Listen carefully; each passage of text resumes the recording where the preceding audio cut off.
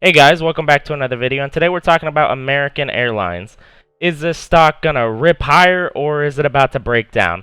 We're gonna talk about all of that in this video. Alright, so looking at this chart, you have a pretty clear descending triangle pattern here, which is a pretty bearish pattern. And we're starting to break down intraday here. This is in the middle of the session and we're starting to break down, so that's why I wanted to make this video. What we should see here is the stock start to drift towards this 138.2% extension of its recent range. That would be where there might be some demand, and if you fall below that level, you'd be looking at 937. If you were looking to get long, you'd probably want to buy at 10 and maybe add some at 937 and then put all your risk versus these lows here. Longer term, the chart is a bit structurally broken, and I actually don't believe you can take a long-term position in this stock yet. I think there is still room for further downside, even though the stock is down, 80-90% from its highs.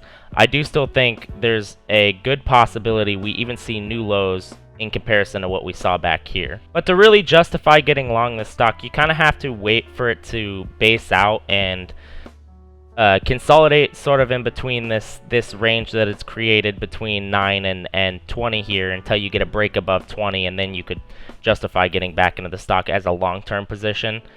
Otherwise, I think sitting on the sidelines or shorting the stock is the safest play here. If you're shorting the stock, there's a pretty easy way to go about trading this. You can short right here and as it's breaking down, and you can stop if it breaks back above these pivots here. Any backtests of those pivots should see a rejection, and then we should head lower down to this 138.2% extension. I do think this 10 level is pretty unavoidable and inevitable. We should see it over the next coming sessions, if not today. But yeah, like I said, guys, if you're looking to buy the stock for the long term, you should wait for it to at least base out and show some kind of strength, because right now this chart longer term is very structurally broken and we remain in downtrend even after declining 80+%.